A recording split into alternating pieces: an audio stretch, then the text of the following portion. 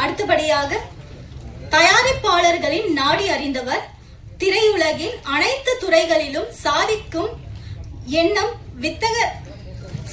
எண்ணும் வித்தகரான தயாரிப்பாளர் சங்க செயலாளர் திரு கதிரேசன் அவர்களை வாழ்த்தி பேச அழைக்கிறோம்.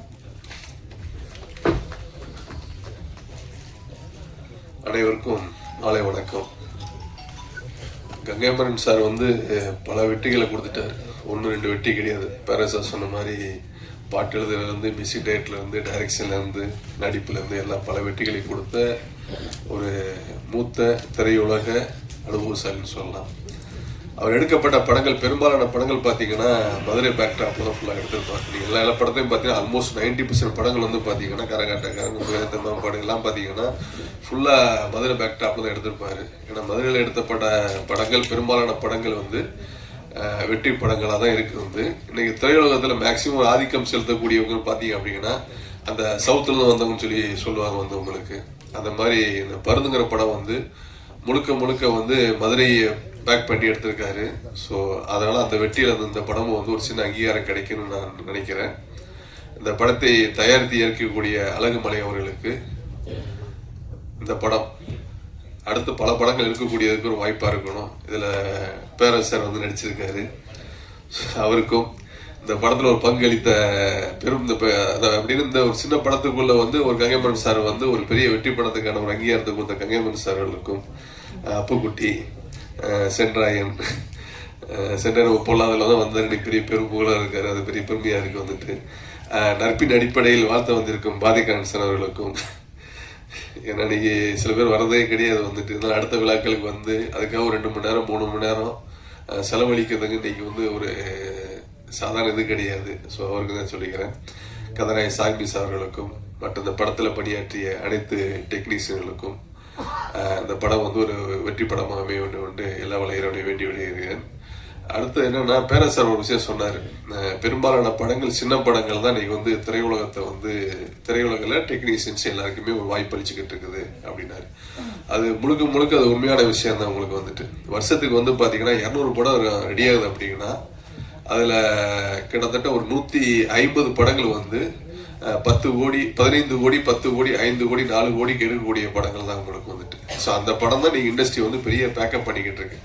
நீங்க திரையுலகத்தில் பல லட்சம் பேர் திரையுலகத்தை நம்பி வாழ்ந்துகிட்டு இருக்காங்க அப்படின்னா எல்லாருமே சின்ன படத்துல இருந்து தான் நீங்க இருப்பாங்க. நீங்க எல்லாரும் ஒரு பெரிய ஹீரோன்னு சொல்லலாம். பட் அந்த பெரியவர் எதுல இருந்து அறிவாயிருப்பாரு?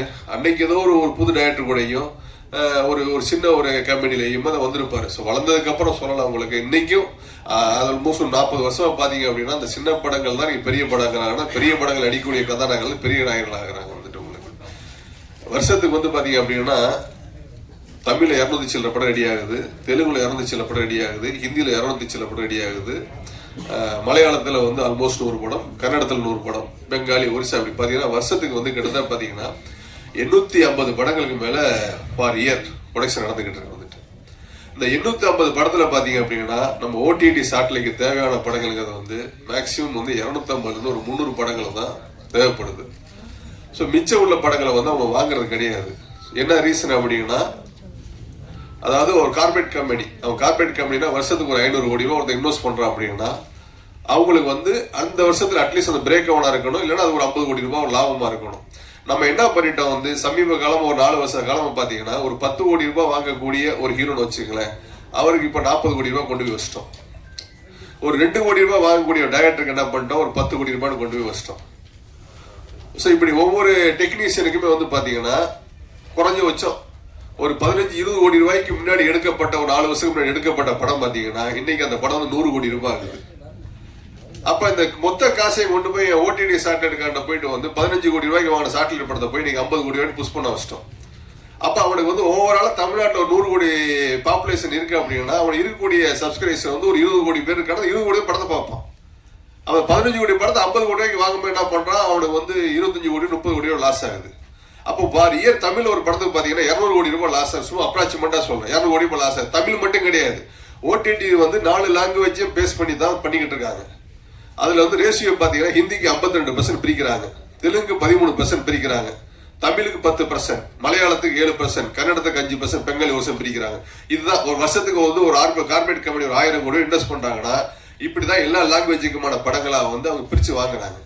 ஸோ இந்த ஓடிடி சேட்டலைட் மார்க்கெட் க்ளோஸ் பண்ணதே வந்து நம்ம தான் இண்டஸ்ட்ரின்னு சொல்லுவோம். உங்களுக்கு விலையை கூட போட்டு ஏத்தி பண்ணோம். என்ன பண்ணிட்டான், இப்ப வந்து படம் வாங்குறத போற நிப்பாட்டிட்டான்.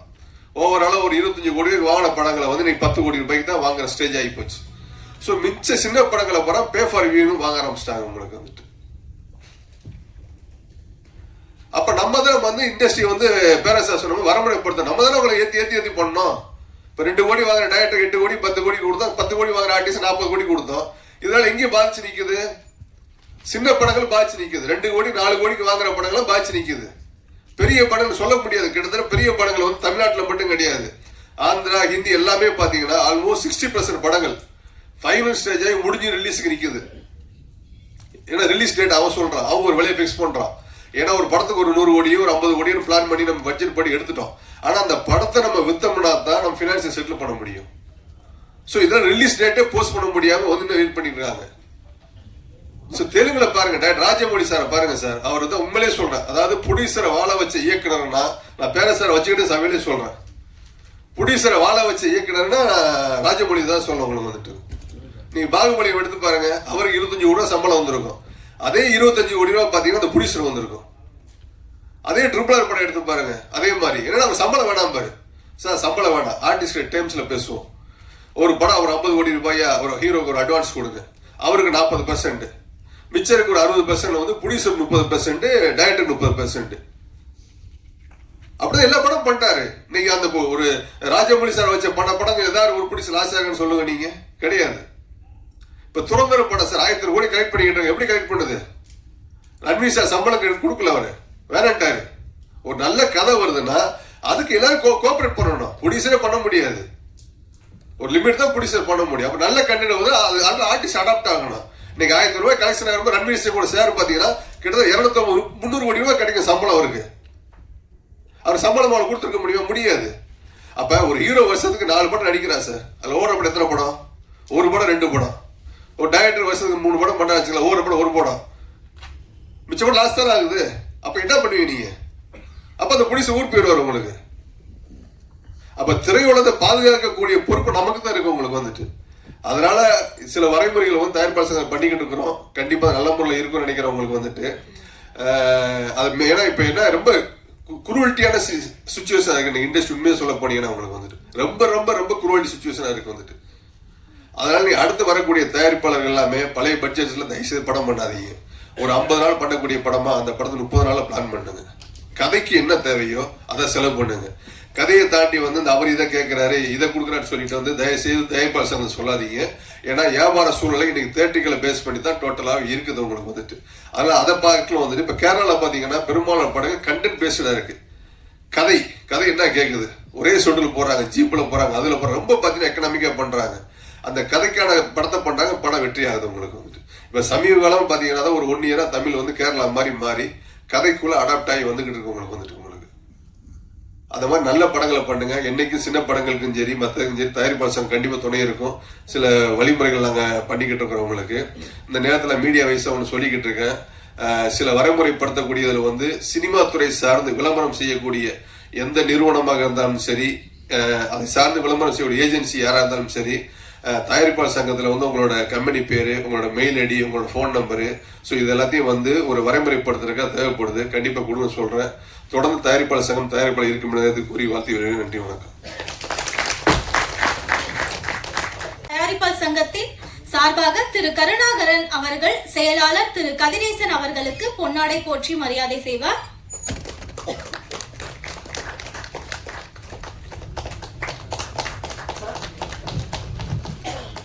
தயாரிப்பாளர் சங்கத்தின் துணை தலைவர் திரு கமலக்கண்ணன் அவர்களுக்கு பொன்னாடை போற்றி மரியாதை செய்வார். அடுத்ததாக பருந்து படத்தின் PRO விஜய் முரளி அவர்களுக்கு திரு கருணாகரன் அவர்கள் பொன்னாடை போற்றி மரியாதை செய்வார்.